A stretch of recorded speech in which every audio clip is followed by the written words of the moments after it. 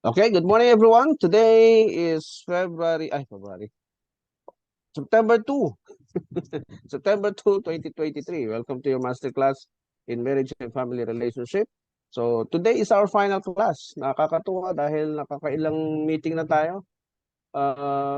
Mag-12 na tayo halos. Gusto niyo pa ng isa, pwede pa. Wala problema sa akin, ha? This will be the final class. Yung ating modules for this program ay na-discuss natin lahat.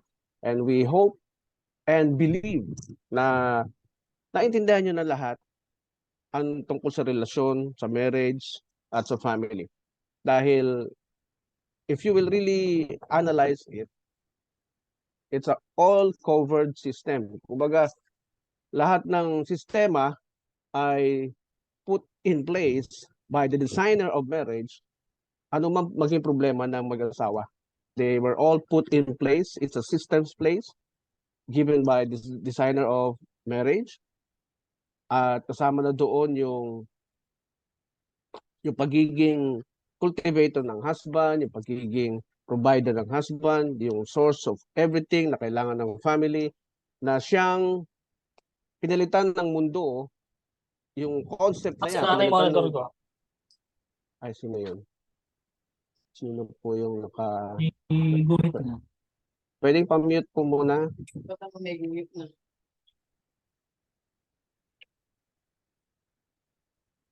Kay Ma'am Edeline. Ayan, nakamute na lahat. Thank you. So, it's all systems place na dinesign ng ating Panginoon, ng Diyos, para wala tayong masabing excuse, wala tayong masabing rason o dahilan bakit hindi natin ito ginampanan. Kaya sa issue ng pagpapalit ng concept na pinalitan ng mundo, ang advantage na hinahabol nila na pinapantay yung babae sa lalaki sa equality issue at sa lahat ng bagay, ito yung paglalayo doon sa original concept ng marriage.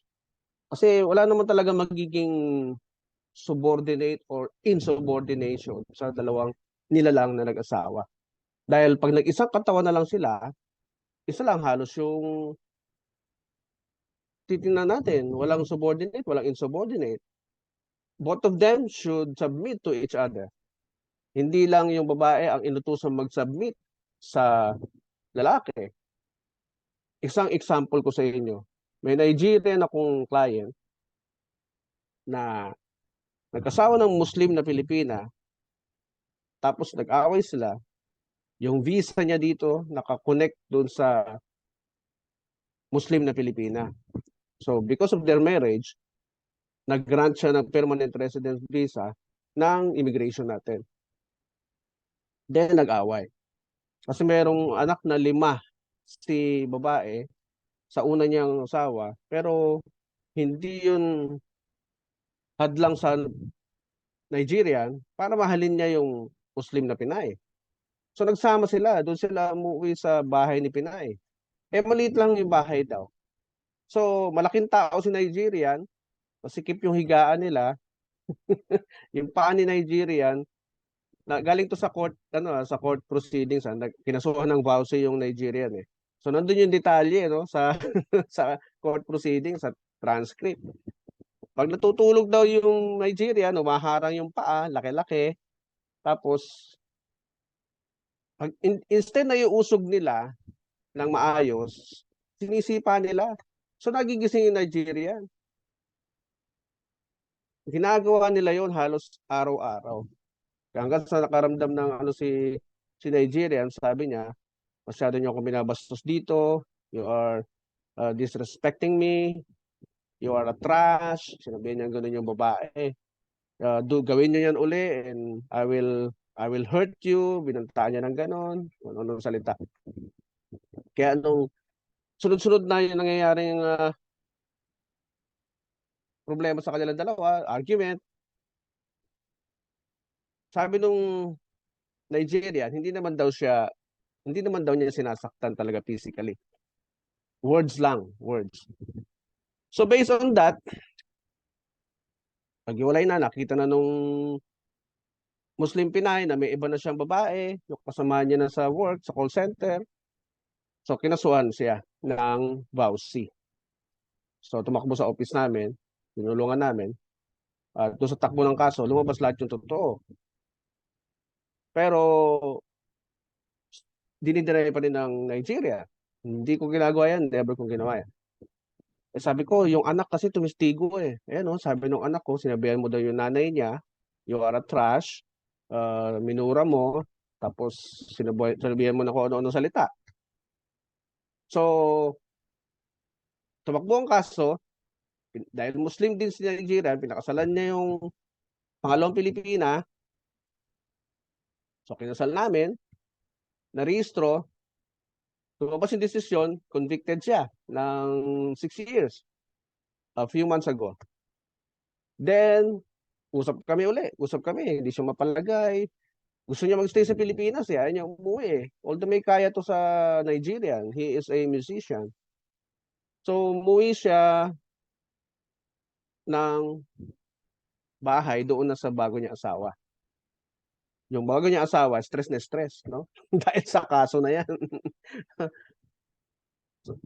Then, nung lumabas na yung desisyon, ito daw pangalawa niya asawa ay very sweet na sa mga boss nila sa opisina. Hindi na sa kanya sweet. So, humingi ng payo sa akin. Dahil mukhang maghihiwalay na rin sila. Silang dalawa nito pangalawa. So, pinayuhan ko, sabi ko, I think you have to go back to your first wife. Kasi yung first wife niya, nagpo-post sa FB na pinatawad ko na siya, pero mukhang hindi siya pinatatawad ng korte. Sabi gano'n. Lagi nagpo-post yung babae. Sir, excuse me Pero, po. yes ma'am. Nasa screen po yata yung inyong FB, nakikita po yung conversation. Ay, gano'n? Oo nga, Opo. tika. Bakit? Tika. Oo. Ayun yun. Stop share, yan. Hindi ko napansin. Yan. So, sabi ko kay Nigerian, dahil yung pangalawang asawa mo, ito na, nagbago na sa'yo, at mukhang naghiwalay na kayo, punta ka sa first wife mo, mag-sorry ka, pero walang nakakaalam kahit kanino, kahit sino, walang bisita, walang guest, walang friends na nakapalibot. Mag-sorry ka lang, kahit magkunwari ka lang muna. Kasi pag nag-sorry ka, iyan ay atras na yung kaso, hindi na itutuloy yan, at hindi na siya interesado, pakita mo lang na mahal mo, kunyari. Di ba? Napaka ano itong payo ko, no? Mahal mo, kunyari, tapos convincein mo later on na i-atras yung kaso. Sabi niya sa akin, we don't do that. Sabi niya gano'n. In Africa, we don't do that to the woman. Oh, nakita niyo yung kinalaman ng culture nila sa pag-submit sa babae. Kasi sila nahaluan na rin ng superiority mentality eh. So sabi ko, brother, your culture has nothing to do with your situation now. Sabi ko, this is your best option to save yourself from being detained. No? Ikukulong ka na eh, kaya sobrang frustrated siya eh. Do that. Try that. But never ask anyone to witness it. Basta kayo dalawa lang. Para when worse comes to worse later on, at sinabi niya, pinagkalat niya na humihingi ka ng tawad, you can deny later on. No? It will be her word against your word. Just deny it, na hindi ka nag-sorry. Di ba? The ultimate objective of that gesture is to really have the case withdrawn or terminated on the basis of the main complainant's disinterest to the case. O di babalik yung ano mo, status mo. You will have your peace of mind again. Uwi ka uli sa kanila. Pag-usapan niyo uli sa kayo titira kung hindi maganda yung environment niyo doon. Okay, ilang buwan kami hindi nagkausap after that. Then bumalik sa akin, nag-message. Sabi niya, kuya tawag sa akin eh, kuya, I want a life mentoring, sabi niya sa akin. Ha? Are you serious? Kasi nagla-live coaching din siya eh. Nagla-live, ano siya eh. Nagla-live video siya, nagpapayo-payo about relationship, about life. Sabi ko, are you serious? You need life mentoring? From whom? Or by whom? Sabi ko. By you. Sabi niya sa akin gano'n. By you. Are you kidding? No, I'm serious. Sabi niya gano'n. I want to be interested with what you're doing. Kasi friends kami sa FB. Nakikita niya lahat ng activity ko. What happened after we last talked? Sabi niya, I did. I did what you told me. just like just like you said, kuya. Ganon. Kaya natuwa ako, ano. Ang ganda na nung ano niya ngayon eh. Ganda na nung aura niya. Talagang mababasa mo sa lines niya na talagang maganda na yung mood niya. Hindi na siya nag-worry. Kasi for several months na magkakilala kami niyan, basta merong frustration niyan, makikita mo sa mukha niya, sobrang down, sobrang down. Parang bumagsak yung mundo sa kanya. Lalo na nung tinutulungan namin siya magpiyansa, yung nagpapiano siya dun sa korte. Yung thumbprint niya, kinukuha sa korte habang nagpapiyansa siya. Grabe yung pag nakita mo yung itsura niya, talagang di mo akalain na may tao palang ganun na nagla-life coaching, nagla-life mentor. Here he is, siya mismo yung involved. Parang bagsak yung mundo sa kanya. Kaya natuwa ako nung mag-message na ginawa pala niya yung sinabi ko. Kakatuwa. Kaya ito yung submission na sinasabi ng ating Diyos, ng ating designer ng marriage. Pagka merong pagkakamali ang lalaki, yung babae okay naman. Kailangan pa rin mag-submit yung lalaki doon sa babae. That is the instructions of Apostle Paul. Kaya sabi niya, yung pangalawang reason, sabi sa Bible, yung pangalawang reason kung kailan ka lang ihiwalay sa asawa mo, ay sinabi ni Apostle Paul. Sino na nakatanggap ng book ko, yung libro ko? Natanggap niya na ba lahat? Sa LBC? Yes, sir. Yes, sir. Opo. Okay. Thank Yes, you. thank you po. Yes, Thank you, sir. Pinagpasapasahan na sir ng mga counselor talaga. sa office. Okay. Thank you, thank you. Yung pangalawang reason ay binigay ni Apostle Paul. Yung unang reason si Jesus Christ na nagbigay. Pangalawang reason si Apostle Paul. Sabi dito sa 1 Corinthians chapter 7. Pakibuksan niyo nga sa Google.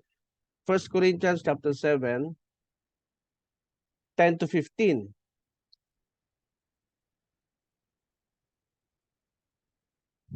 First Corinthians chapter 7, verse 10 to 15.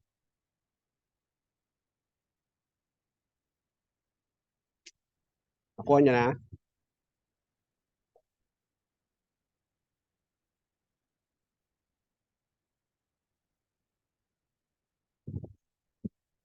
First Corinthians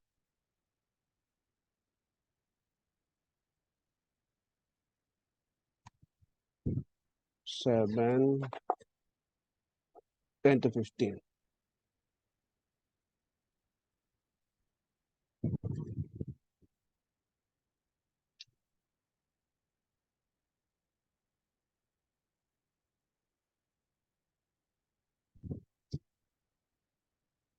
Yeah. Okay. To the married, tama ba ito? First NIV. Corinthians 7, 10 to 15 National Version. Yeah, NIV. New International Opo, Version. Yeah. Sige, ma'am. Tuloy mo, ma'am. To the married I give to the married I give this command, not I but the Lord. A wife must not separate from her husband, but if she does, she must remain unmarried, or else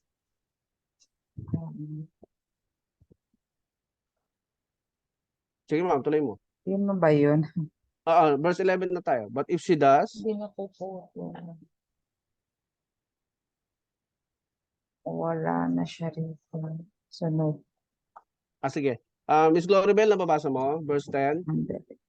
Yes Wala na po. eh, oh. Sige ma'am, si ma'am Miss Gloribel na lang. Okay po. To the married, I give this command, not I, but the Lord. A wife must not separate from her husband, but if she does, she must remain unmarried or else be reconciled to her husband. And a husband must not divorce his wife. Okay, thank you Miss Gloribel. Dito muna tayo verse 10 and 11. Napansin niyo sa legal separation law natin sa family code. Sa legal separation, mayroong 6 months na cooling off period. Nabasa niyo ba 'yon? 6 months cooling off period. Pag hindi kayo magkaintindihan, talagang gusto niyo na magpatayan sa loob ng bahay, bibigyan kayo ng pagkakataon na maghiwalay for 6 months. Pero idadaan sa korte yun. So may court order bago yung desisyonan.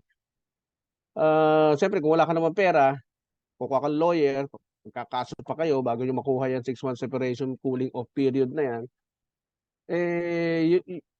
You can, some are deciding to just separate at hindi na magkita. Pero dinidiretso nila yan hanggang sa makakilala ng bagong opposite sex, ikipagrelasyon, etc.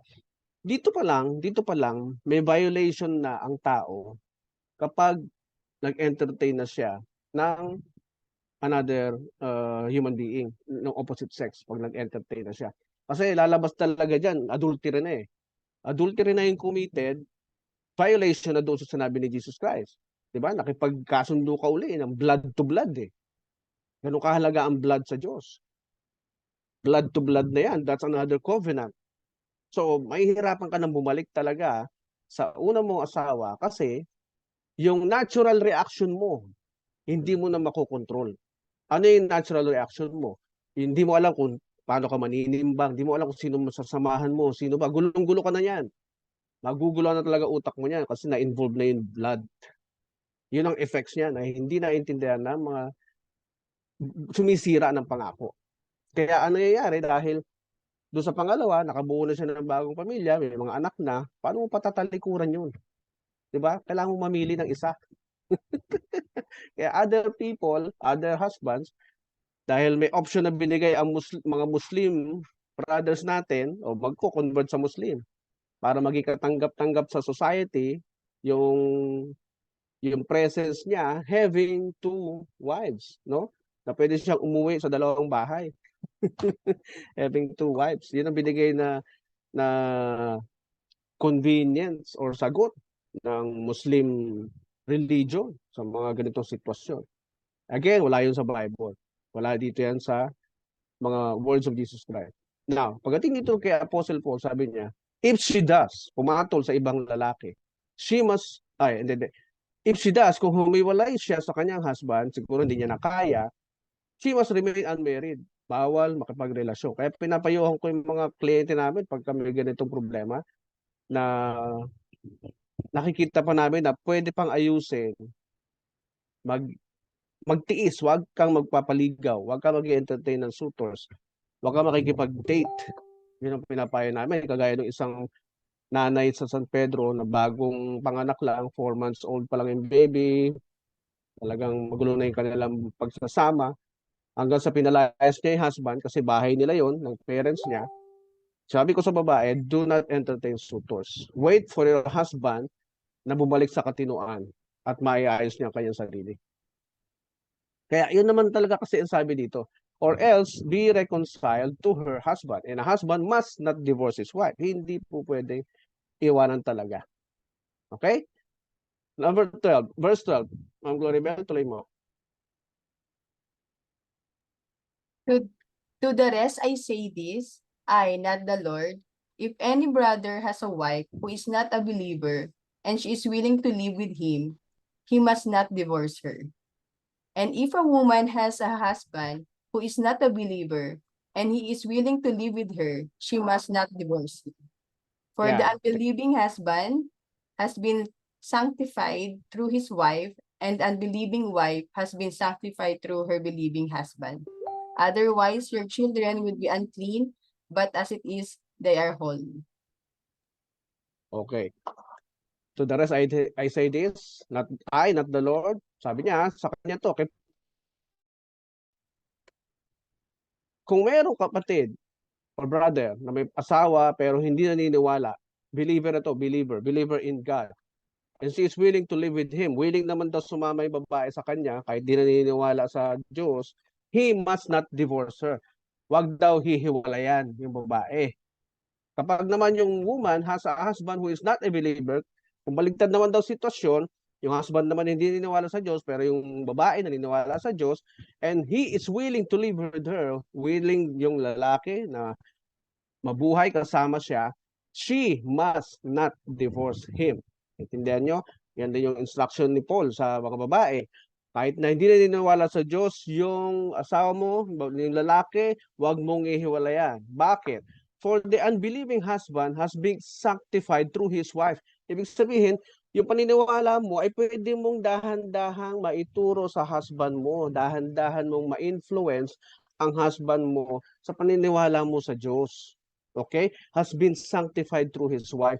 Kaya necessary pa rin sa babae na i-share mo sa lalaki, sa asawa mo, yun nalalaman mo mga bagay tungkol sa Diyos. Paninindigan mo tungkol sa Diyos. Huwag kang manghina dyan. And the unbelieving wife has been sanctified through her believing husband. Kung baligtad naman ang sitwasyon, yung babae hindi naniniwala, yung husband na naniniwala sa Diyos, siya yung magdadala, magkukonvince sa babae na maniwala din sa Diyos. Ito ang binigay sa akin ng Diyos. Ito ang buhay na binigay sa akin. Kundi dahil sa Kanya, hindi ako magkakaroon ng direksyon sa buhay. Something like that. Because of God's blessing, God's glory to me, ay natuwid ko ang buhay ko. Yung mga kaibigan ko, nasa kulungan na. Ako, hindi. Mahina. Mababa ang kanilang buhay hanggang ngayon. Pero dahil sa Diyos, lumago ako. Yung something like that, dapat meron kang patotoo na sinasabi sa asawa mo. Gaano ka buti ang Diyos sa buhay mo. Kasi kung wala kang ganun sinasabi, tapos hindi siya naniniwala sa Diyos, saan kayo pupuntang dalawa? Di ba? Mauuwi kayo sa walang direksyon eh. Hindi nyo alam eh. Kasi pareho kayong nasa status na hindi naniniwala sa Diyos. Problema lalo yun. Oh. Otherwise, your children would be unclean. But as it is, they are holy. Ano sa Tagalog to? Pag hindi nyo sinunod yung sinasabi sa taas, ang inyong mga anak ay magiging unclean. Kumbaga, pareho kayo hindi naniniwala sa Diyos, madadamay mga anak ninyo. Sino ang paniniwalaan nila? Di yung nakikita nila sa labas, yung nakikita nila sa mundo, yung mundo ang magtuturo sa inyong mga anak. Kasi wala kayong maituro tungkol sa Diyos eh. Diba? But as it is, sabi pa rin ni Apostle Paul, they are holy. Mga batang ito ay holy pa rin sila. Dahil produkto rin sila ng Diyos. Kaya anuman ang maging kahihinatnan ng mga batang ito sa kanilang paglaki, may malaking pananagutan pa rin ang magulang. Okay? Verse 15, tuloy mo, Ma'am Glory. But if the unbeliever, But if the unbeliever leaves, let it be so. The brother or the sister is not bound in such circumstances. God has called us to live in peace. How do you know, wife, whether you will save your husband? Or how do you know, husband, whether you will save your wife? yan, thank you, thank you. Kung umalis yung isa, yung hindi naniniwala sa Diyos, let it be so. Sige, hayaan natin, umalis eh. Ayaw maniwala sa sinasabi mo, let it be so. The brother or the sister, yung asawa mong yon, is not bound in such circumstances. Kumbaga, ikaw mismo na naniniwala sa Diyos ay wala kang kasalanan kasi siya yung pumili eh. Pinili niya na hindi mo maniwala sa Diyos. So, umalis na lang. Ayaw mo maniwala sa iyo. Umalis. Iniwanan ka. Hindi ka papapanagutin kasi siya yung nagdesisyon. Hindi ka papapanagutin dyan. It's not bound. Sabi niya, God has called us to live in peace. Pinili tayo ng Diyos para mabuhay tayo sa kapayapaan. Kasi sufferings ang ibibigay sa atin nun, di ba?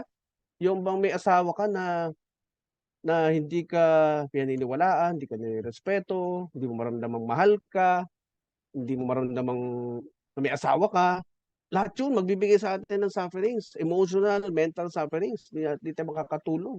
Di ba?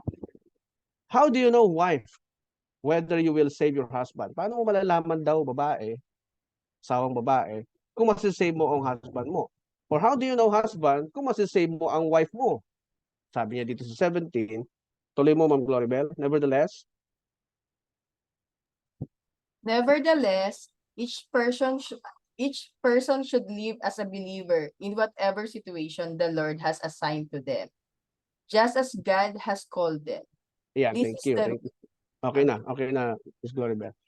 Pag nandun ka na sa sitwasyon na yon, iniwanan ka na, nag-iisa ka na kasi hindi mo alam kung paano mo makukumbinsi, ano, yung asawa mo na mapaniwala sa Diyos. No? How will you save your husband? Pag sinabing save dito, mapapaniwala, madadala sa paniniwala sa Diyos.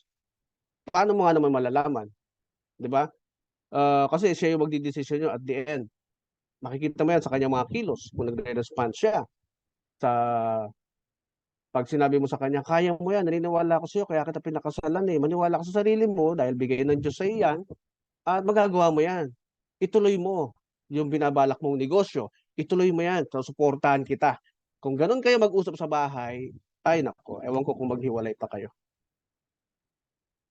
Kaya each person should live as a believer in whatever situation the Lord has assigned to them. Just as God has called them. Napili nyo mag-asawa, nagsama kayo, alamin ninyo yung sinasabi ng Diyos tungkol sa inyong pagkaasawa. Merong systems in place talaga eh. Kaya malaking bagay itong mga pag-attend ninyo sa ganitong masterclass because this is the only way we can understand all these things dahil nakatutok tayo.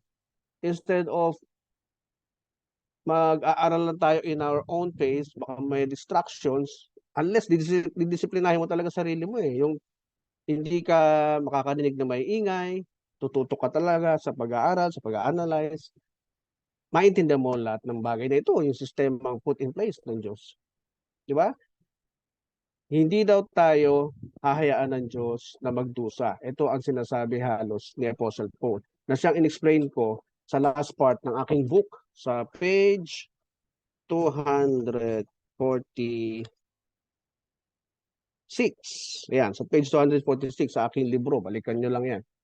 Yan yung talagang because of this understanding na nakita ko, na-excite akong gumawa ng libro tungkol dyan. All systems place, everything is covered. Whatever problems the spouse may experience, di ba? Sa ngayon, sa mga oras na to, tatanungin ko kayo, meron bang incident, situation, sa problema mag-asawa na hindi nasagot sa ating discussion, sa kabuuan ng ating masterclass? Meron ba? Class? Klaro naman siguro, sir. Lahat ng problema, nagiging problema ng bawat pamilya, mag-asawa, ay na-address natin. Nagkaroon tayo ng kasagutan dito. Yes Ma'am po, Elena. sir. Yes Yes. po. Okay, Ma'am Edeline, ganun din sa'yo. Yes, sir. Malinaw po.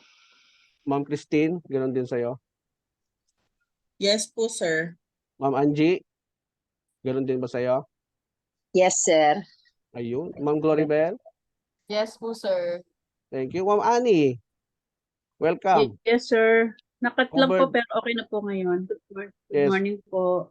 Oo. Everything is covered. Systems all in place by the designer of marriage. Pag define yung husband, naalala niyo yung ating lesson about the definition of the husband and the father, di ba?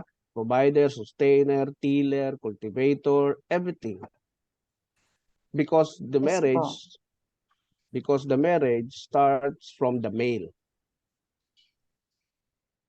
Kaya sa tagal ng aming pag-o-observe sa lahat ng weddings na ino-organize namin, babae lagi yung excited, no? Excited sa wedding day, sa babae yung laging detalyado sa wedding. Sila yung talagang tutok diyan because whether handa man o hindi ang babae, nakasalalay sa lalaki na siya ay maging full-fledged mother, full-fledged wife.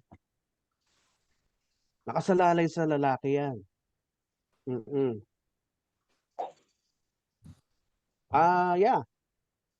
Di ba kayo napadalaan ng Christine, nung aking book? Padala ko na lang kayo. Sige. Wala pa, sir. Wala pa. Wala pa po. Na Okay. ano nga namin, sir, kasi baka kasi dahil hindi pa kami paid. Oo nga. Joke lang, sir. Lakarin nyo na kasi. Nasa mayor's office pa, sir, yung ano namin. Nandun pa kay pakilakad. Mayor Arlene po. Sige. Paki-follow up nyo na, ha? Yes po, sir. Okay. So, pag nag-asawa na ang babae, straight na yung isip niyan eh. Magpapamilya na ako. Wala na yung mga party-party. Straight na ang isip niyan.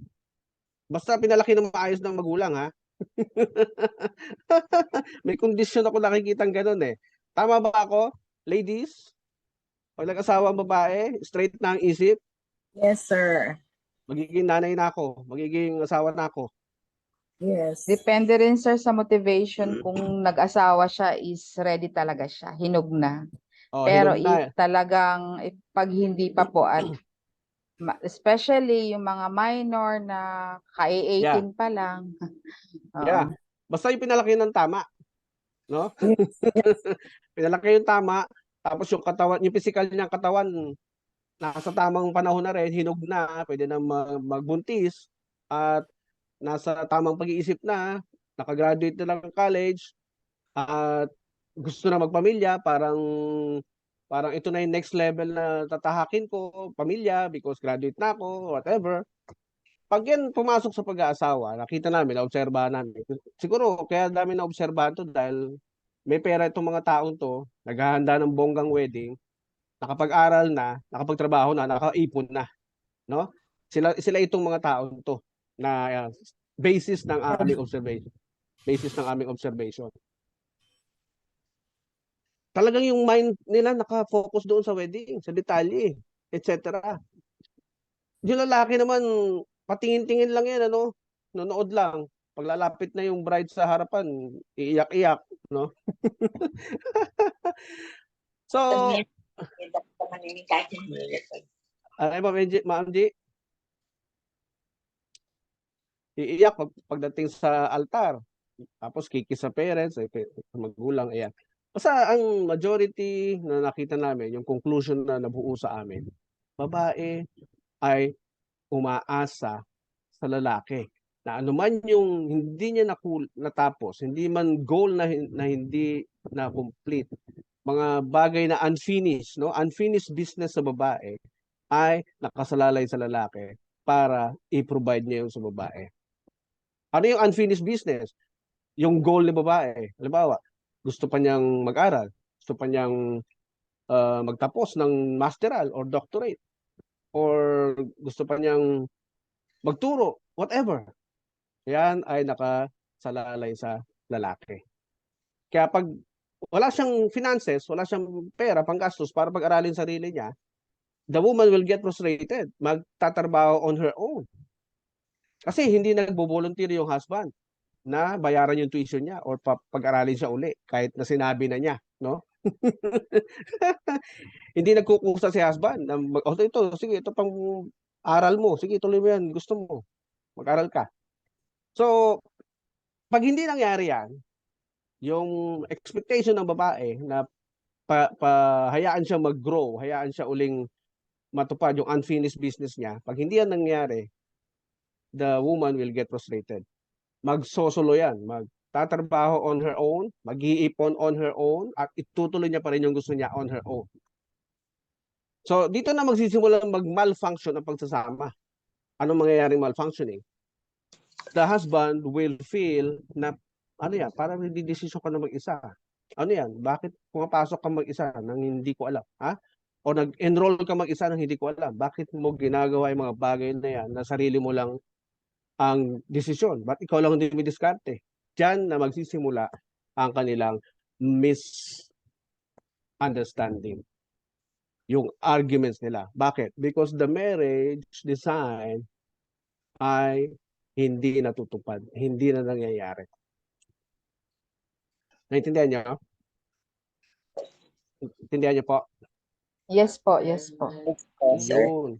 So doon na magsisimula ang kanilang problema. Bakit? Kasi nagkakanya-kanya na ng desisyon. Yung expectation ni babae sa kanyang husband to let her grow ay hindi nangyayari. Kasi dalawa kayong parehong born leader, dalawa kayong may kapasidad to grow higher, to fly higher, parehong gustong kumawala at lumipad, ay hindi nangyayari, hindi nagaganap. Naka-built in sa katawan natin yan eh.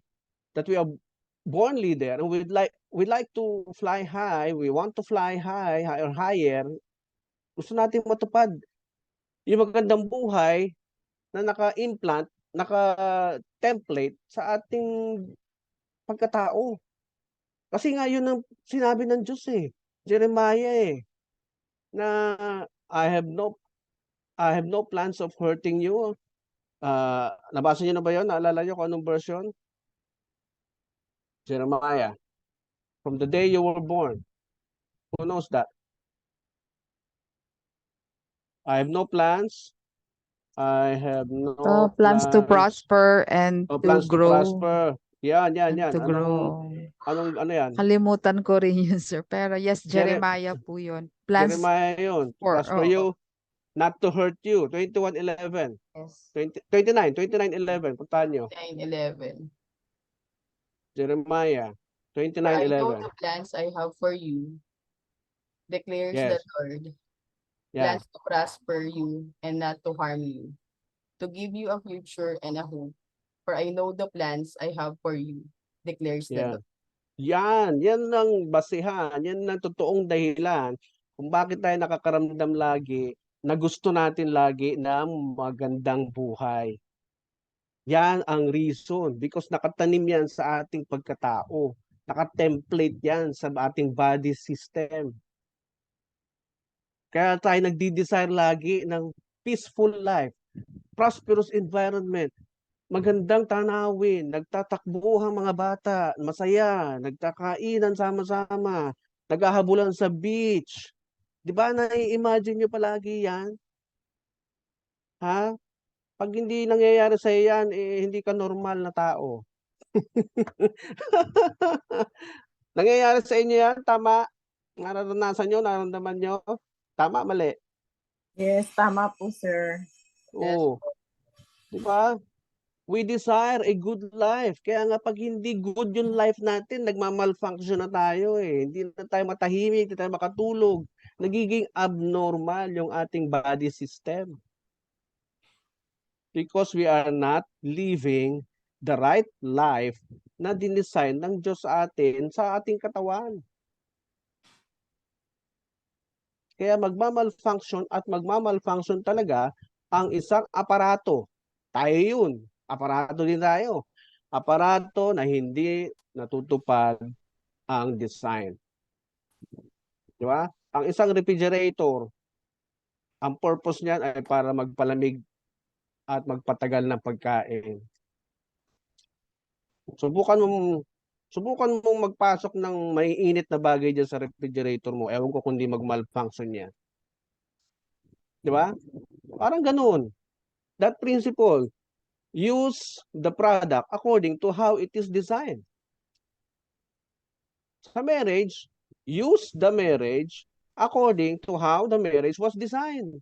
And you will live happily ever after. Mangyayari talaga yung benepisyong sinasabi ayon sa pag-aaral. Talagang lumalago ang buhay na mag-asawang isang katawan lang. Nagdi-decide to be one. One in heart, one in mind, one in soul, one in spirit. Yun ang blessing na binibigay. Good life, prosperous life, great environment, wonderful children. We are all enjoying that. We are all enjoying that, kami mag-asawa. Kaya ang daling explain eh. Di ba? Ma'am Edeline, ang daling i-explain pag nararanasan mo. Yes, sir. Opo. Oo, ang sarap at madaling i-explain. Lahat po Kaya- tayo nakaharap niyan, sir. Dinidesire Oo. natin yan. Ng buhay natin. Oo. Yes. Kaya lang, pag hindi nangyayari yan, yung feeling na yan, we get frustrated. Yes. Oo. Ibig sabihin, something is not working. Mm-mm. Baka may ginagawa kayo sa bahay na hindi tama. Hindi naaayon sa design. Hmm. Kagaya ng do not be harsh to the children, 'di ba? Sabi dun sa Bible, do not be harsh, huwag niyong pagalitan ng husto ang mga bata dahil mapuprostrate 'yan. Oh. Kaya ang pagpapagalit sa bata, hindi kailangan harsh words. Guilty ako diyan before. Pero when I learn and understand all these things, talagang tinuruan ako ng Diyos noon how to be a good parent. Tinuruan ako ng Diyos. Alam niyo kung paano ko tinuruan? Alam niyo? Hindi ko pa kasi nasabi. Oo, sir. Oh, kinuha niya sa akin yung isang anak ko. Na-aksidente kami 2004. Pasakay kami sa isang bus sa Pampalay, Divisoria, Santa Cruz, Manila. Sa Pampalay, Santa Cruz, Manila na bus. 2004, December 27, Paskong Pasko on a holiday. Na-aksidente kami. Nabunggo yung bus namin. 2 anak ang dala ko para mamasko kami. Isang anak na lang ang dala ko pag-uwi namin. Mm. On a holiday, lumilipad sa sasakyan sa Santa Cruz, Manila. Kasi before that accident happened, ang dami kong frustration sa buhay, puro lang ako reklamo sa buhay, puro lang ako sisi sa Lord, sa binigay sa akin ng buhay. Tapos sinisisi ko yung mga anak ko, kung bakit hindi ko naabot yung mga pangarap ko. Nagiging harsh ako sa mga anak ko. Sa kanila ako laging mainit ang ulo. Nasasaktan ko sila minsan. So, nung one day, while I was a bishop sa Mormons, umuwi ako ng bahay from work. Madilim yung subdivision namin eh. Habang nilalakad ko sa pauwi, from gate to the bahay, phase 2 kami. So, nilalakad ko from the gate hanggang bahay namin. That takes me about 20 minutes walk. While walking, sa gitna ng dilim, itinan ko yung mga bituin. Sabi ko, Lord, nakakainip naman itong buhay ko. Nagsabi ako ng challenges, no? I need challenges. That time. You know what happens next after 3 months? Tanggal ako sa trabaho. Magpapasko yun. Magpapasko. Tanggal ako sa trabaho. The following month, na-aksidente kami. Doon ko na realize na hindi talaga maganda na merong mga negatibo at lason sa ating kaisipan. Tapos sinabi pa natin, nature is listening. Nature is listening. Don't forget that. Kaya yung hiningi kong challenges, binigay niya. Binigay niya after 3 months. Kaya sobrang ano ko doon. Paskong Pasko. Hanggang bagong taon, may nakaburol na bata sa harapan namin. So for 2 years, depressed ako noon. Pagkalibing nung anak ko, pagkalibing nung bata. For 2 years, depressed ako, galit ako sa kahit sino makausap ko, galit ako sa tao, galit ako sa mundo. Lahat ng tao sinisisi ko. Bakit ako nagkakaganon? On the 3rd year, doon lang ako nagkaisip bumangon, bumawi. 2004 yung accident, December. Pagkain namin sa pagkainan, Pasko, champurado, tsaka kanin, tuyo. Yun ang pagkain namin sa mesa. That was 2004 December, Christmas time. Nung mamatay ang anak ko sa aksidente, hindi ako galos-galos lang. No, San Lazaro Hospital kami tinakbo.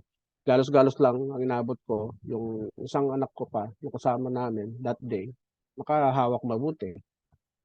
Well, the other one is the only fatality sa aksidente na yun. Dead on the spot. Kaya maraming taon din bago ako naka-recover.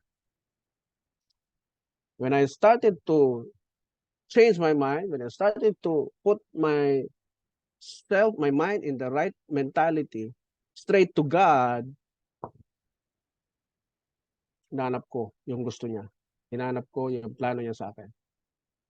Kaya nung mabasa ko yung Jeremiah na yan, hindi naman pala kasama sa plano niya talaga na tayo magdusa, maghirap, mapa-single man o mapa-married person tayo. Hindi kasama yan. For I know the plans I have for you, declares the Lord. Plans to prosper you and not to harm you. Not to harm you. Plans to give you hope and a future. Kaya pag Diyos ang nagsalita sa Bible, we should not doubt. We should not doubt. Kasi yung doubt, galing yan sa demonyo. Alam niyo ba yan yung style na ginawa ni Satan para magduda si Adam and Eve sa kanilang nalalaman tungkol sa Diyos? Sa kanilang kautusan? Yun lang naman eh. Wala silang alam na dumi or anything unclean on earth. Wala silang alam. Ang alam lang nila, meron Diyos na nag-create sa kanila at nagbigay ng lahat ng pagkain sa kanila sa garden. At ang instruction, wag hipuin yung nasa gitna. Yun lang ang nalalaman nila, hanggang dun lang. To work, to take care, and protect the garden. Yun lang ang alam nila. Wala silang doubt for anything. Wala silang iniisip na, uy, may tao ba sa ibang lugar? Or may mga, ano ba doon? May mga masasamang tao ba doon? They don't have any thought of that. Until one day, nilapitan sila ng ahas. You know the story, di ba? Totoo bang sinabi ng Diyos sa inyo? Yun ang unang word ni Satan sa kanila. Balikan nyo, Genesis chapter 2. Verse 3. Verse 3 yan. Sinapitan si Eva ng ahas. Totoo bang sinabi ng Diyos sa inyo na huwag niyong ihipuin ang punong niya, ang prutas ng punong nasa gitna? Sabi ni Eva, alam niya yung instruction kahit wala pa siya. It only means sinabi ng lalaki sa kanya. At sinabi ni Apostle Paul later on sa New Testament na your husband is your teacher. Kaya sinabi ng lalaki sa babae ang instruction ng Diyos. Now, magtataka ka, bakit si Eva yung nilapitan ng ahas, samantalang si Adan yung kinuhanan ng aksyon? Pag-iisipan mo talaga to. There must be a reason behind.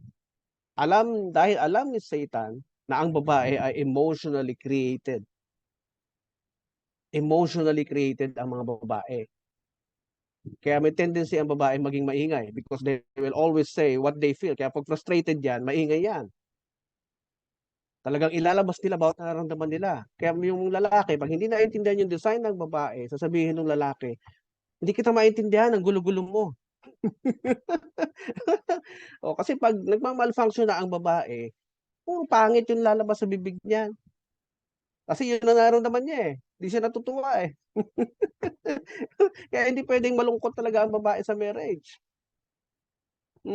Kailangan sa babae sa marriage, laging happy, laging masaya. Para yung nararamdaman niya, puro maganda rin yung lalabas sa bibig. Nakikinig ba mga husbands niyo? Ha? Tama, sir. Tama po. Oo. Sana nakikinig mga husbands niyo ngayon. Hindi pwedeng malungkot ang babae sa bahay. Makukonsumi ka lang, husband, sa maririnig mo. May ingayan ka lang. Okay? So, Magkatabi lang yung dalawang yan, si Adan at Eva sa Garden of Eden, magkatabi. Nandun doon sa chapter 3, balikan nyo. Bakit si Eva yung in-approach? Alam niya kasi na magiging challenge sa kanya pag si Adan yung nilapitan niya. Bakit? Because the male are designed to be logical. Maaalala kagad ng lalaki yan at paninindigan niya yan. Teka muna, inutusan ako ng Diyos eh, wag hipuin eh. Pero dahil ang babae ang nilapitan, yung description ni Satan sa prutas, nagniningning, kumukutita, yummy, na ang sabi pa nga doon sa Bible ay katakam-takam sa paningin, no? Katakam-takam, patukso-tuksong kainin. Oh, ayun, bumigay si Eva. Wala pang nangyayari, no? Nung kinagat na ni Eva yun, wala nangyayari. Pero nung inabot na, binigay na ni Eva yung prutas sa husband, nakatabi lang niya. Sabi doon ha, katabi lang niya. Doon na nagsimulang may mangyari. Sabi nga ng mga historians, mga Bible scholars, nung maganap daw yung pagkagat, merong recorded history na kumulog, kumidlat. Kaya doon nalaman ng Diyos, no? Sinuway ang kanyang utos. At nakita ni Adan na palakad-lakad ang Diyos sa garden. In the cool of the day. Sabi ni Adan, sabi ng Diyos, nasaan ka? Sabi ni Adan, nagtatago po ako. Basahin niya, balikan niyo paano naging ano ang naging transpired dun sa incident na yan. But the truth is, here's the design of marriage na mag-work lang sa environment of God. Garden means order. Sa Hebrew, it means order, kaayusan. Ang isang garden na matataas ang halaman, hindi pantay-pantay, may mga bushes, disorder ang tawag doon. Garden means organized, maayos na environment. And that's how marriage was designed, inside the Garden of Eden. And Eden means spot, a spot on the earth where God and the human beings are together. Yun po ang tunay na meaning niya. Garden of Eden. The spot on the earth where God and the human beings are living together in an organized way. Okay? Natutuwa ba kayo sa inyong mga natututunan ngayon? Yes, sir. Ang ganda. Now, everything is making sense. Di ba? Yes. Oo. Ewan ko na lang kung magka-problema pa kayo sa pamilya nyo ngayon.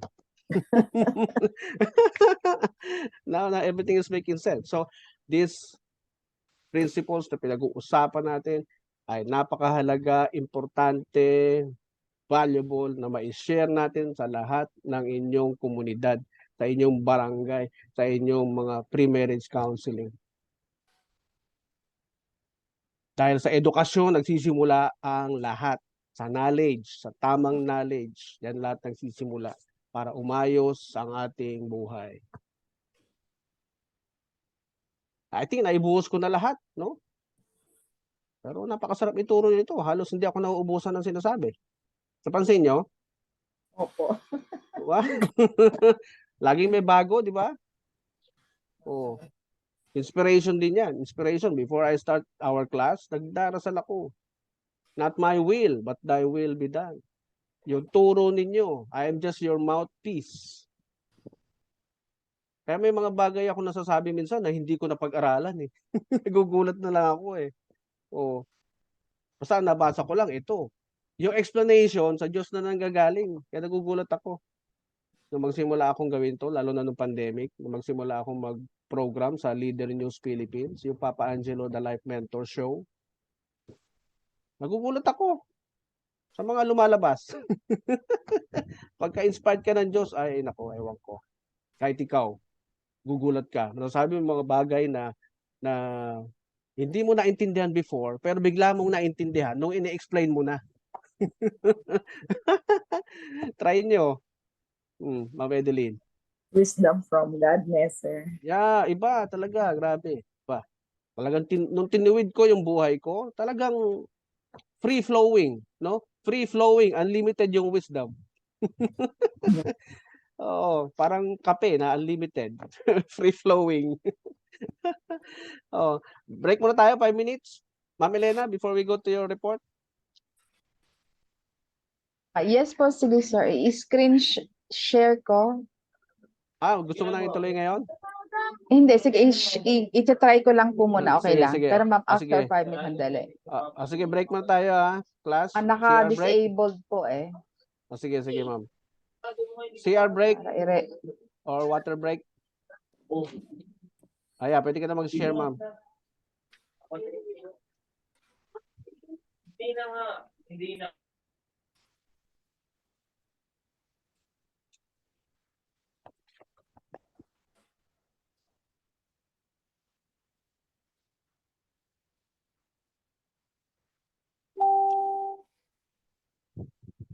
Role nila. Yes, thank you, thank you. Si Ma'am Ani, may tatanong, Ma'am Ani? Yes, sir. One question po. Paano po namin parang maiiwasan, matapakan yung ego ng mga husband namin? Oy, teka. Magandang kayo sumagot dito, hindi ako. Tingnan ko kung may naalala kayo. Tingnan ko tingin ko kayo kung paano yung sasagutin to. Paano matatapakan ang ego ng husband. Paano po maiiwasan? Paano maiwasan na matapakan yung ego? Sige. Sino gusto sumagot? Di po ba supreme ang asawa, ang man? Kaya dapat igalang po natin yon. We respect our husband and be submitted to our husband. Kaya yun nga, itong lahat po ng mga case natin na pinresent, sir, kagaya ng kay Ma'am Elena, very fresh, no? Oo. Apakan ng ego ng asawa niya because of hindi siya, although siya yung nagtatrabaho para sa business nila, wala man siyang authority dun sa kita ng kanilang business. Yun, isang bagay na po yun na naapakan mo ang ego ng iyong asawa. Parang wala siyang kwentang tao, wala siyang kwentang lalaki dahil nagkabaligtad nga po yung role. No? So, para sa akin yun, isang bagay yun na hindi dapat mawala ng authority over your business yung asawa mo. Kasi you are partner. Okay. Galing mo, Edeline, galing, additional answer. Ma'am Christine? Ma'am Elena? Sige. Para sa akin po, you started as a friend, as a lovers, and you decided because ito yung design, ito yung gusto ninyo. So balikan lang lagi yung love ninyo, and then ipaliwanag in a very respectful manner, in a very good ambience, yung mag-date kayo, and then you discuss things na hindi ka comfortable with your partner. And then kilala naman ninyo, kayo naman magkasama 24/7. Siguro pag kilala mo yung partner mo, alam mo yung weakness mo, alam mo yung, and with that design, sa mga natutunan natin dito, I think dahan-dahan ipaprocess natin na hindi rin natin, paano natin papaintindi na sa partner natin na hindi siya na maging i-ready muna, kumbaga i-ready muna natin siya dahan-dahan. And then pag yung tamang environment, tamang mood, tamang lahat, napaliwanag natin yung ano yung gusto natin, na hindi naman ganun na intentional. There's no intention na natatapakan natin yung ego niya, but sometimes mag-leveling lang talaga yung mag-couple. Mag-leveling lang. And then out of love, out of respect, I don't think na walang mangyayaring tapakan ng ego. Basta yung original lagi nga sabi, if yung partner natin is not iba yung income, sa income mo, iba yung alam mo yon, hindi na naman siguro magiging issue as long na hindi mo i-over, hindi ikaw yung magde-decide sa lahat dahil mas malaki income mo, hindi ka ang masusunod. I mean, tama ba? Despite of the income, as long as nakikita mo na yung lalaki is siya pa rin yung tinitingnan natin na may final say doon sa problema sa family at hindi tinitingnan yung kita, I think. Hindi siya basihan na ang kita ng lalaki is maliit at sa atin ay malaki is magiging mas overpower tayo. I think yung respeto pa din nandoon at ang pagmamahal. Yung pa rin doon na i-accept natin if this is the setup, mas malaki ako, it's okay. Pag-usapan pa rin natin, pagsamahin natin ang income natin, discuss paano natin maaabot yung mga gastusin. And it is not a big issue na pag gano'n na makatatapakan natin yung kanyang ego. Para sa akin yun. Yeah. Thank you, Ma'am Elena. Tama naman. Huwag ka mag-doubt doon, Ma'am Elena. Tama yung sinabi mo. Natawa ako nung narinig ko sa'yo. Tama ba yun? Huwag ka mag-doubt dyan. Because hindi kasalanan ng lalaki na maramdaman niyang maghanap ng respeto. Hindi niya kasalanan yan. Yun ang yung systems design template na nakalagay sa katawan niya eh. Okay? Naalala niyo to? Yung binasa natin noon? Class? Naalala niyo to nasa screen ngayon? Yes, sir. Yeah. The need to feel The respected. need to feel respected. On top of everything, yan talaga ang una niyang hahanapin sa'yo. Yung respeto. Yung, sabi nga ng mga scientists, ng mga nag-aral tungkol sa nature ng lalaki, ito yung kanilang conclusion. All of them, iisa ang sinasabi. A man's need for respect is every bit as strong as his need for sex. Magkapantay eh. Yung hindi mo siya pwedeng tanggihan sa sex eh, unless may menstruation ka eh. Magkapantay siya. Napansin nyo? Even in those moments when he doesn't deserve your respect, still give it. Kahit na hindi siya ka-respeto, galit ka, naiinis ka sa kanya, still give it. Pag sinabing still give it, huwag mong sasagutin ng pabalang. Huwag mong sasagutin ng painsulto. Okay? Kasi hindi niya kasalanan yun na maghanap ng respeto sa'yo. Diyos ang naglagay ng pangangailangan na yan. Nagets niyo po? Yes, it is built in a man. In a man's natural design. Hindi niya kasalanan yun. Hindi niya kagustuhan din na maghanap ng respeto sa'yo. That's the requirement of the design put into him by God. Okay? Still give it and you'll be affirming him and bringing out the best in him. Nako, napaka-positibo ang magiging effect nito sa iyong husband. Pag nakita niya na full of respect ka sa kanya, hindi mo sinasabihan ng mabababang salita na wala kang silbi or pahiga-higa ka lang dyan, no? Pag hindi mo sinasabihan yung husband mo ng ganyan, ay nako, lalong masigasig yan para magtrabaho sa buhay. Ironically, your husband usually needs your respect. Kailan? Kailangan ng husband yung respeto mo? Kailan? In those moments when he deserves it the least.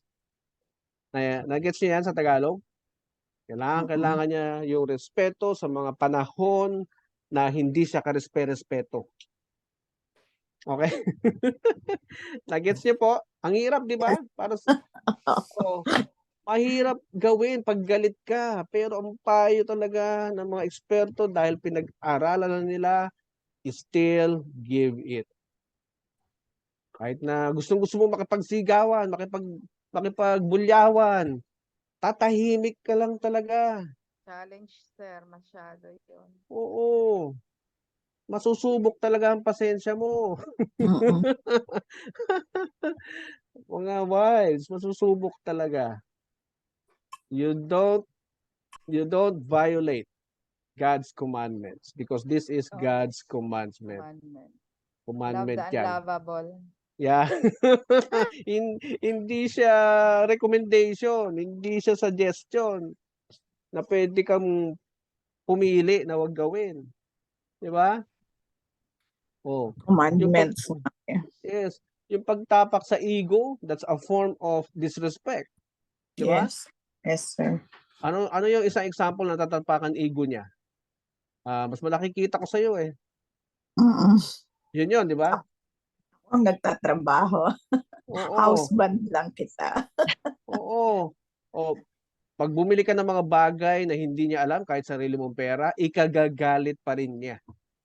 Mm. Di ba? Napansin niyo yun sa mga husband niyo? Subukan niyo Nag- bumili guilt- ng bagay. Nag-guilty ako doon. Oh, di ba? Magre-react yung husband niyo kahit pa sabihin niyo lalo nga lalaki problema pag sinabi mong pera ko to eh, hindi mo kayang bilhin eh. Kaya ako binili eh. Oh, naku, bugbugan talaga yan. Oh, kung may violent nature yung husband niyo, naipon na, no? Naipon, ang daming disrespect. Tako talaga. Naalala niyo yung nag-viral na video, nag-aalmusal lang, nagbugbugan na. Ha? Hindi ko yata Nag-viral? John, sir. Oo, nag-aalmusal, nabidyohan ng anak eh. Mga dalagitang anak, nabidyohan yung pananakit ng tatay sa nanay. Nakunan, meron pa naunang video doon na sabi nung nanay kasi, wag mo naman ubusin yung tinapay. Kakain pa yung anak mo, tulog pa. Ginanon siya. Mm. Ginanon siya ng asawa niya. Eh siguro, Very gutom na harsh. gutom. Oo. Siguro, gutom na gutom yung husband, eh, pwede namang bumili pagkagising ng tulog eh. Di ba? O, pag nagising na yung tulog, bili tayo ulit pandesal. Sa sumunod na eksena, ayun na, nagbubugbugan na, sinasaktan na yung babae. Oh, ang hindi alam ng mga nanonood, there was a previous violation committed, which is disrespect. Disrespect. Yes. Ma'am Ani, nasagot ba yung tanong mo? Ma'am Ani, Yes, sir. Thank you po sa mga sharers. malinaw na ha? Yes, sir. Oh, Actually, yun naman po ay pinapractice ko. Yung respect yun. na yan. Yan talaga, di ba? Talaga po, hindi po dapat kalimutan yung respect to your husband. Pina-practice na namin, Oo. sir. Para walang gulo. Hindi kasi siya Sir, recommended. Ako nga, sir, bumait na ako ngayon after this class. Dati harsh ako. Talaga. Naku, tuwan-tuwa Guilty siguro tayong husband lahat, mo. no? Tuwan-tuwa Very siguro husband. thankful. I'm very Oo. thankful. Yeah, Yeah. thank you din, Ma'am Milena. Salamat din It is marami. an eye-opener po sa amin itong tinuro nyo, sir.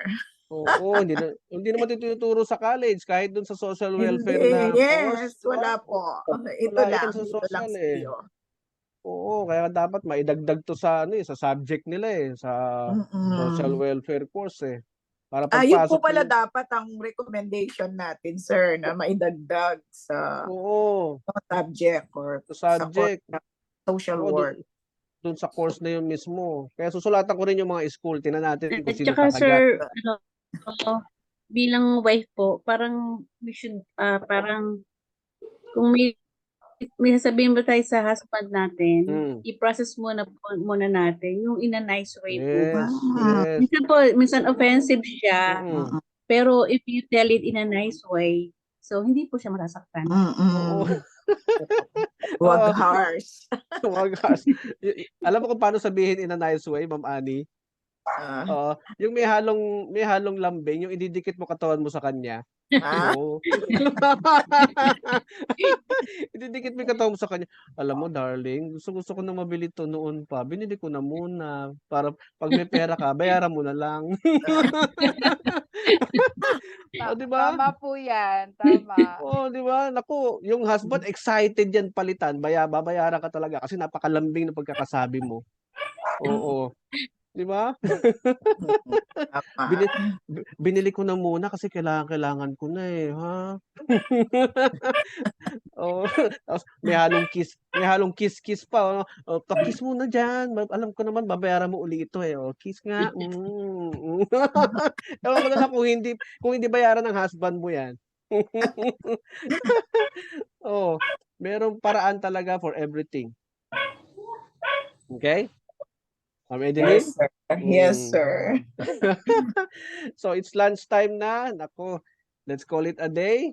Salamat po sa inyong pakikinig, sa inyong attentive participation. Napakaraming pasasalamat ang gusto ko rin ibigay sa inyo dahil alam kong ikakalat niyo ito sa inyong pagtuturo sa inyong komunidad.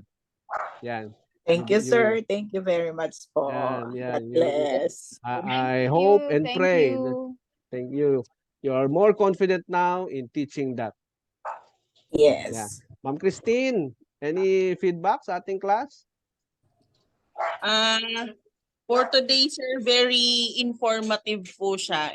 Actually, sir, every Saturday naman po na klase natin, mas nagdi-deepen po yung understanding namin doon sa mga tinuturo ninyo, sir. So, we're very thankful po actually doon sa mga natututunan namin every Saturday. Thank you po.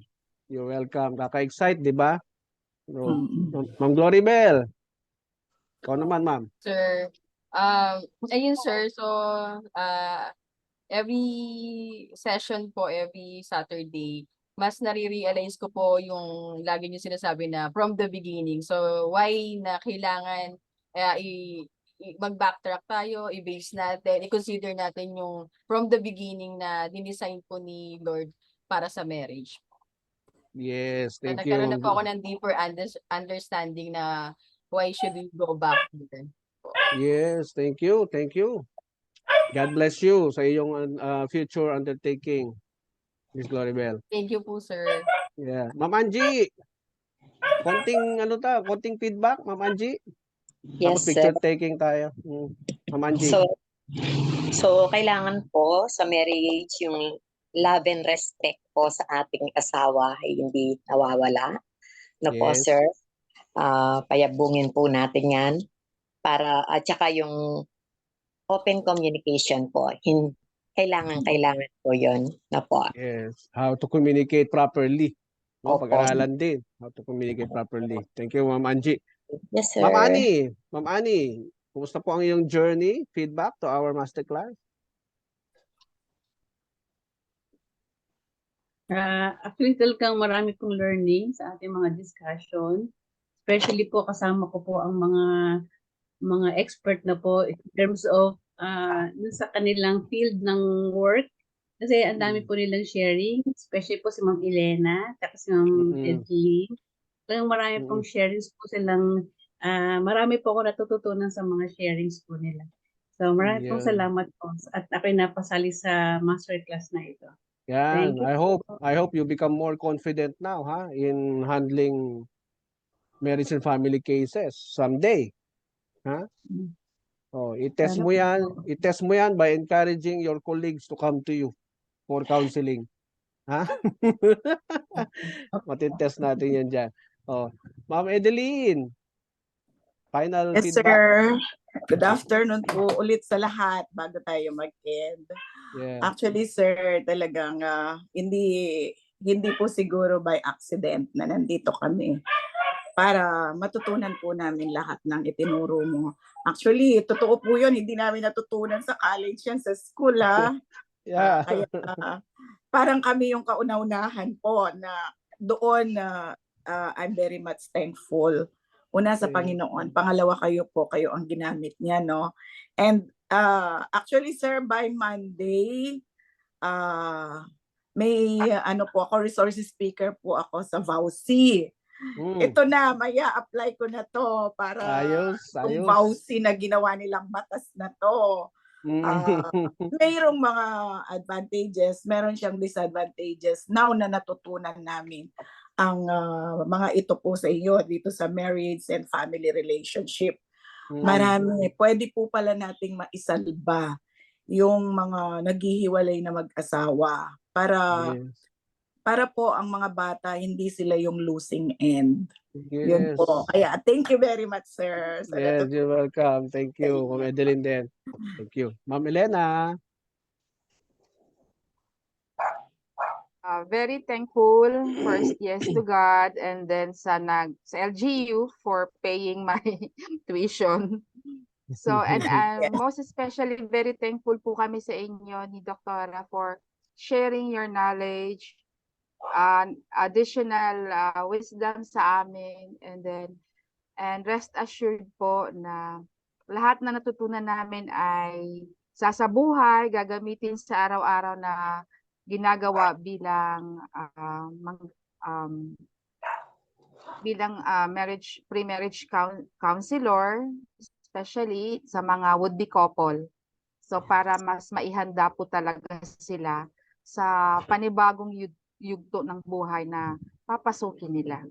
So thank you po sa lahat, and sa other kasama ko po, classmate ko rito, dami ko rin po sa inyo nakuhang mga experiences. So I'm very, very thankful po, at happy po ako sa the whole time na nagkaklase tayo, miski online, miski nawawala-wala minsan yung net, pero thank you sa mga recorded. Pinapakinggan ko yung mga recorded na sinesend po ninyo para ma-review. Yung mga namimiss ko po na mga sharing pag nagdo-down yung internet namin sa bahay. So thank you po sa lahat, at sa books na sinend ninyo. Opo, you're welcome po. Pang final closing ko sa inyo before we end. Napansin nyo ang lalaki laging dinidesign na malaki kesa sa babae. No? Laging malaki yung bulto ng lalaki kesa sa babae. At we feel very awkward kapag nakakita tayo ng magkasintahan or mag-asawa na mas malaki yung babae. No? Yes. We feel very awkward. Bakit? Sir, parang natamahan ako doon, sir. Hindi ko alam yan, sorry. We feel very awkward kasi alam natin deep inside ourselves, our inner being, na merong design na hindi tama. No? Merong design na hindi tumatama. Kaya pag tumama yung design, malaking lalaki at saka maliit na babae ang nagsama, pag pinag-isa yan, sino ang mas makikita mo? Yung lalaki. Lalaki po, sir. Yung lalaki lagi mong mas makikita. Lalaki pa din.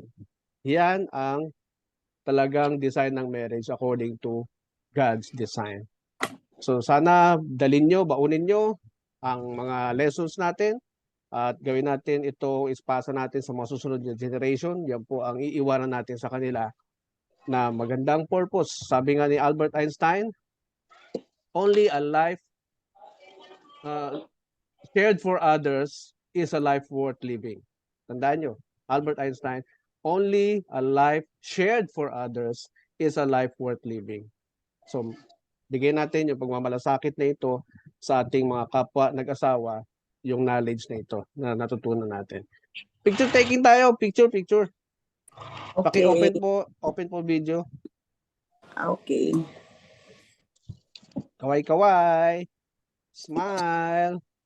Ready? 1, 2. Smile pa. 1, 2, 3. Okay. Thank you. Bye-bye. Thank you, sir. God bless. Bye-bye, Mga all. colleagues, thank you. Yeah. Bye-bye. Thank you po sa Bye-bye. inyong lahat. Bye-bye. Ingat po Thank sa you, Ma'am Baguio. Elena.